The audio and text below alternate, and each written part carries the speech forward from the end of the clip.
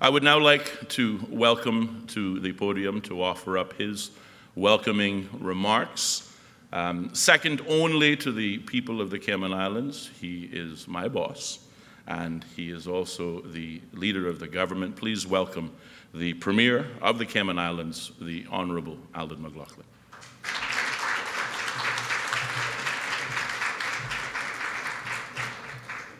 Thank you, Mr. Master of Ceremonies. Good morning, distinguished ladies and gentlemen. I'm not going to try to follow that very long list of very important people, and will ask you to accept that protocol has been established.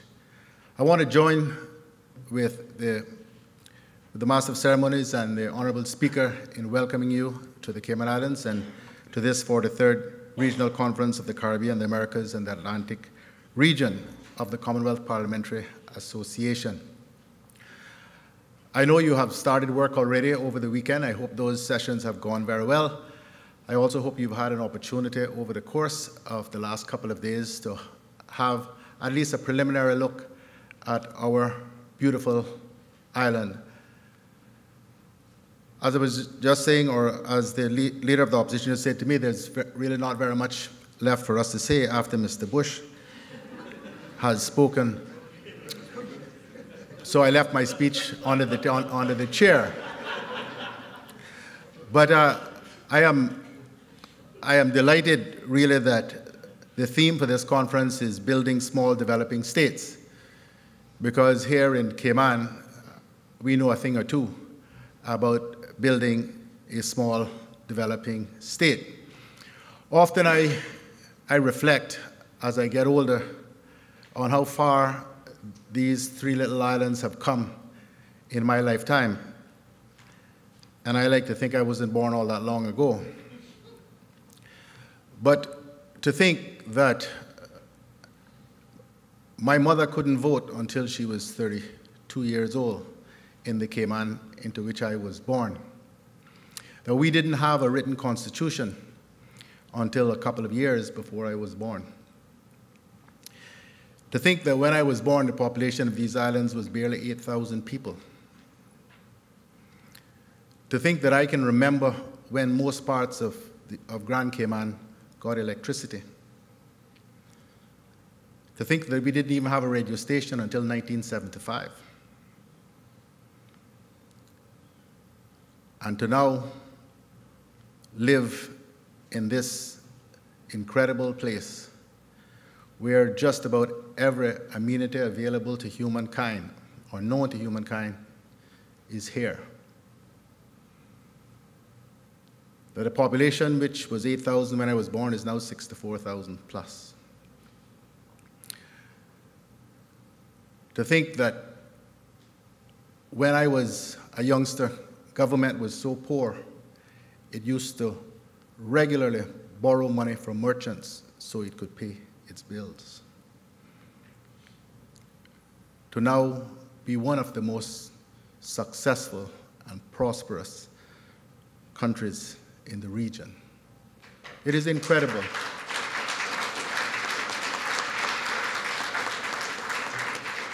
It is incredible. And I know those who currently represent these islands acknowledge often the tremendous debt that we owe to our forebears, those men and women like Brother John, who had the vision, the courage, the determination, and the incredible foresight to build the kind of platform and foundation which has delivered modern-day Cayman. A generation of men and women who had little in terms of education. When my father's generation were young, there were no high schools. Yet, men, hundreds of them, who went to sea, rose up the ranks to become captains, chief engineers of some of the biggest seagoing vessels of the time. Sailing the world, sailing the oceans of the world and picking up the experiences and the perspectives which enabled them, when they came back, to see what could be made of this country, the potential that we had. That determination, hard work, ingenuity,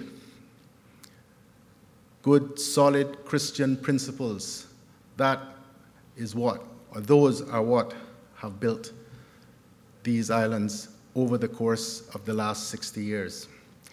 And so this year, we celebrate another significant milestone, the grant by Her Majesty Queen Elizabeth II of the Cayman Islands coat of arms, the first international symbol of identity.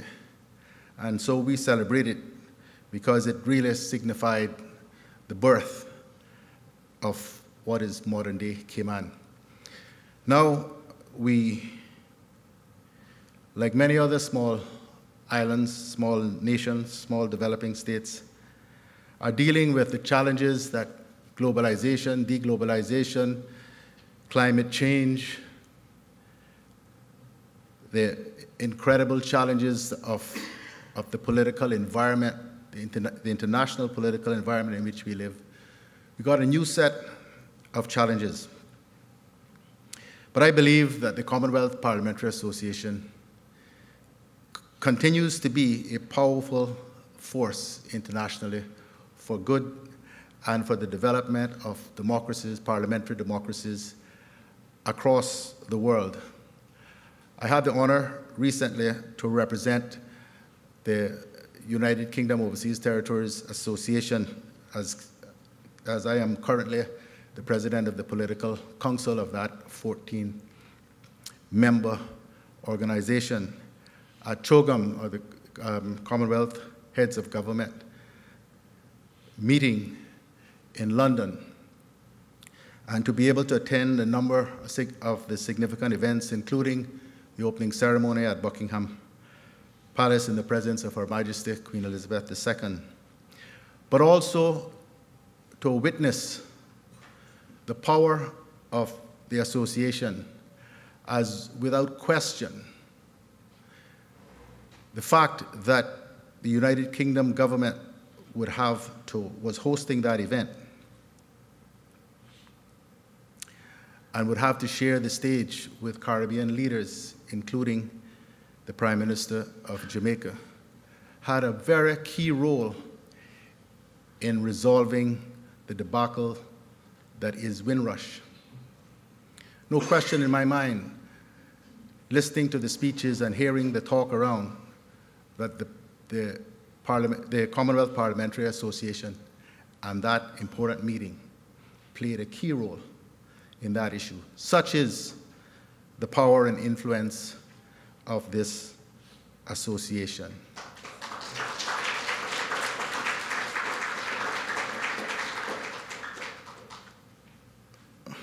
I hope the association will also be able to play an important role in helping us as we navigate the very difficult waters we are currently sailing as overseas territories which are not sovereign nations, where very recently the United Kingdom Parliament, in what it was an incredible case of constitutional overreach and breach of long-standing constitutional conventions, have legislated for the overseas territories with respect to their domestic affairs, not international conventions, but domestic affairs, interfering in the legislation of the territories, passing legislation which has the potential to undermine the decades of work done in the territories to build their financial services industries. These issues are critical. These are the sort of issues that can bring small developing states, such as the overseas territories, to their knees, make them, again, supplicant nations. It is important, in my view, that the Commonwealth Parliamentary Association look closely at these instances because they go against all of the established principles of self-determination of the territories. They undermine delegated legislative authority and autonomy which has been conferred upon the territories by virtue of their constitution orders. And we have a situation where, with no representation in the UK Parliament, the UK Parliament is legislating against the interests of the territories. These are very grave matters which we are challenging and dealing with. But I do believe these are important issues also and ought to concern the Commonwealth Parliamentary Association. I hope, if not in the context of this conference, elsewhere, this will become an issue on the agenda of the association. So enough from me. I want again to welcome you all to the Cayman Islands. I do hope that you will enjoy your visit here. I warn you though, those of you who may be in the company of our honorable speaker when these meetings are over, that please prepare for the long run. I'm not sure everybody has his stamina, and following the exertions of the evening before, you might find it a bit difficult to be terribly productive the next morning if you keep too much of Mr. Bush's company. I speak, I'm afraid, from personal experience. Thank you all. Have a wonderful conference.